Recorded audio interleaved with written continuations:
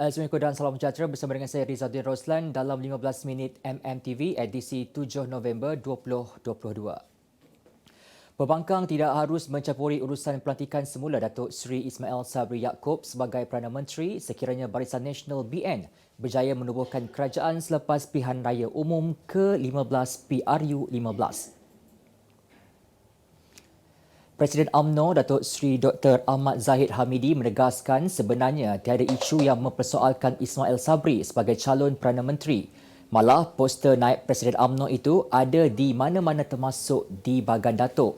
Katanya pembangkang menggunakan apa sahaja isu untuk memberi kemenangan kepada parti lawan, tetapi BN harus fokus untuk melepasi jumlah kerusi yang diperlukan untuk membentuk kerajaan. Mengenai dakwaan pengerusi Parti Pejuang Tanah Air, Pejuang Tun Dr. Mahathir Mohamad yang mengatakan wujud kerjasama antara beliau dan Datuk Seri Anwar Ibrahim, pengerusi BN itu menyifatkan bekas Perdana Menteri sebagai bapa dalam melencongkan isu dan terpaksa membuat dakwaan berkenaan kerana mengetahui partinya akan kalah teruk pada PRU 15 ini. Mahathir ini sering merasakan dirinya semua benar.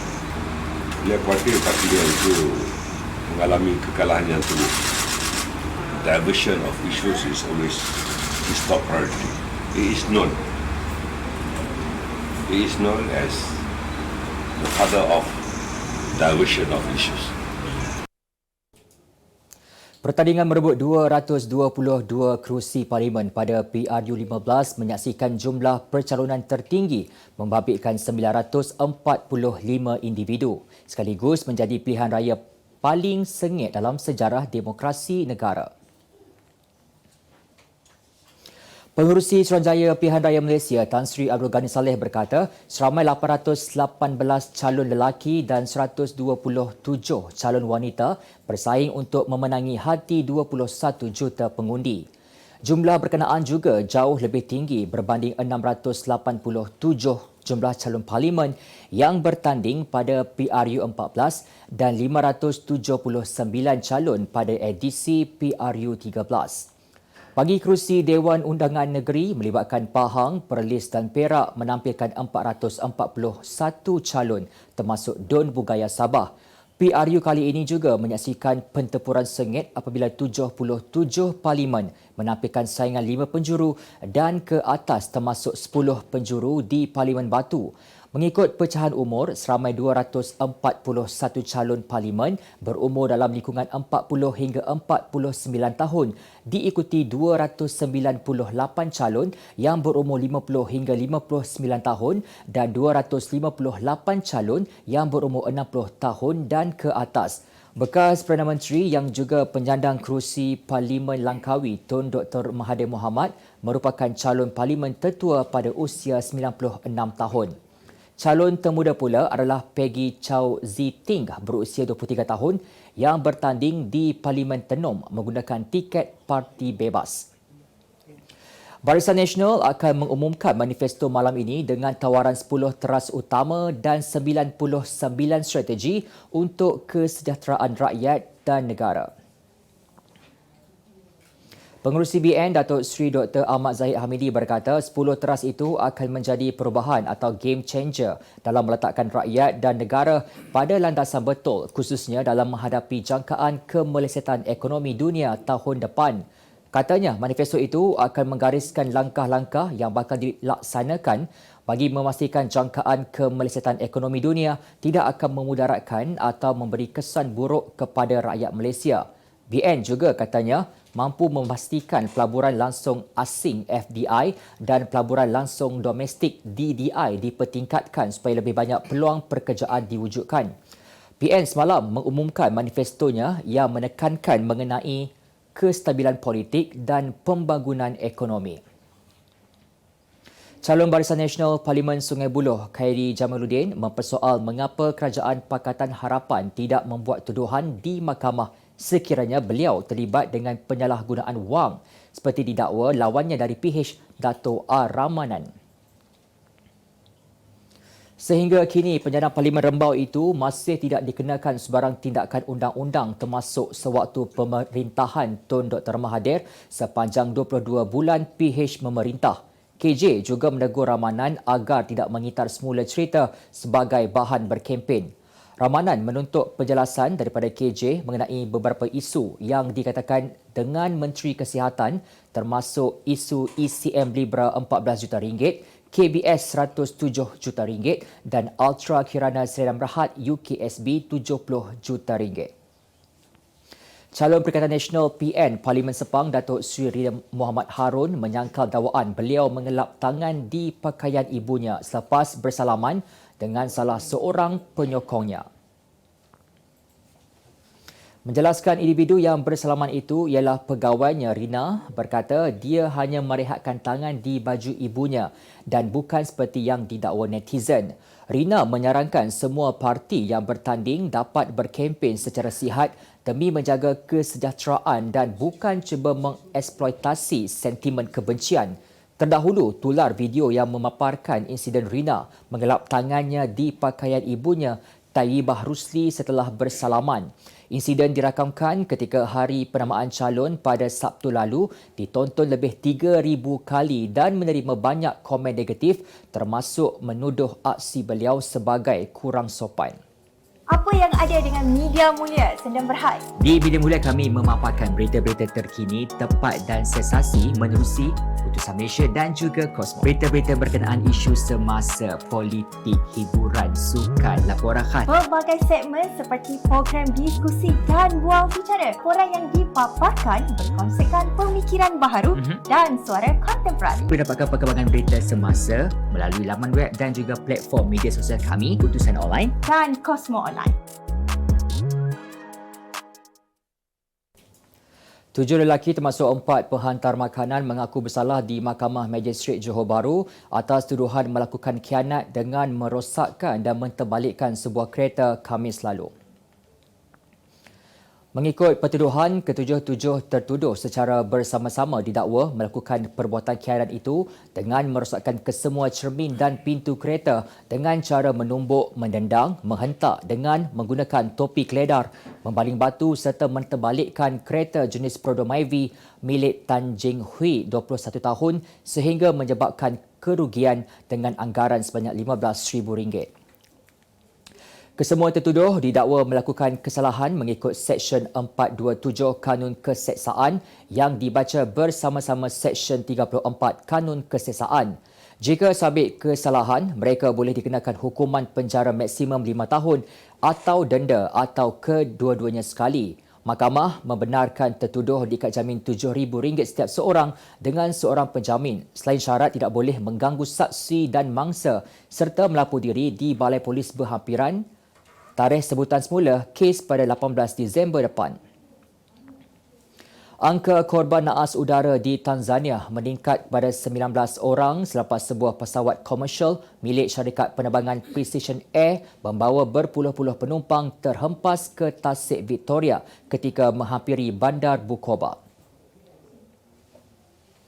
Pihak berkuasa tempatan sebelum ini berkata seramai 26 mangsa daripada 46 penumpang yang menaiki penerbangan PW494 itu telah diselamatkan dan dibawa ke hospital bandar itu. Bagaimanapun, Precision Air yang merupakan syarikat penerbangan persendirian terbesar di Tanzania dalam satu kenyataan berkata 24 orang terselamat dalam naas itu.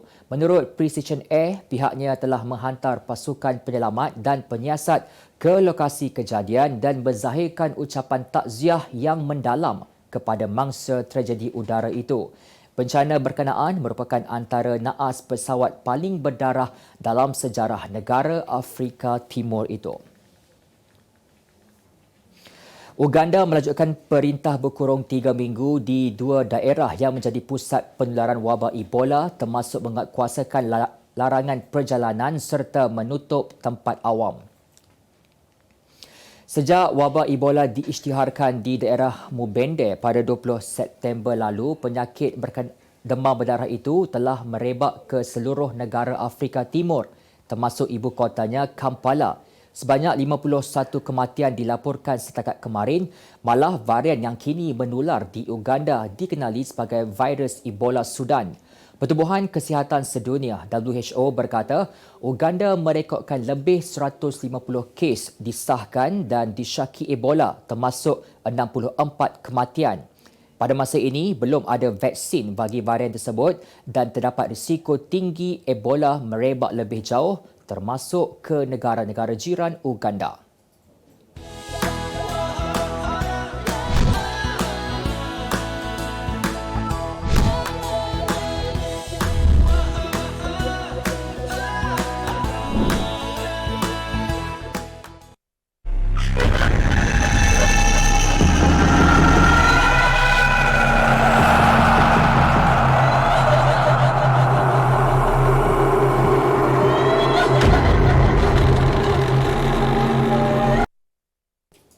Bertemu kembali, Keputusan Bank Negara Malaysia BNM menaikkan kadar dasar semalaman OPR kepada 2.75% adalah untuk menangani risiko kelemahan ringgit dan pelaburan asing yang beralih ke Amerika Syarikat AS berikutan pengukuhan dolar. Pensyarah Kanan Putra Business School PBS Profesor Madya Dr. Ahmed Razman Abdul Latif berkata kenaikan OPR kali ini lebih kepada faktor luaran bagi membendung kelemahan ringgit dan peralihan pelaburan. Dari aspek impak peminjam pula, beliau berkata situasi berkenaan sudah tentu memberi kesan terutamanya pinjaman jangka panjang termasuk pinjaman peribadi dan perumahan.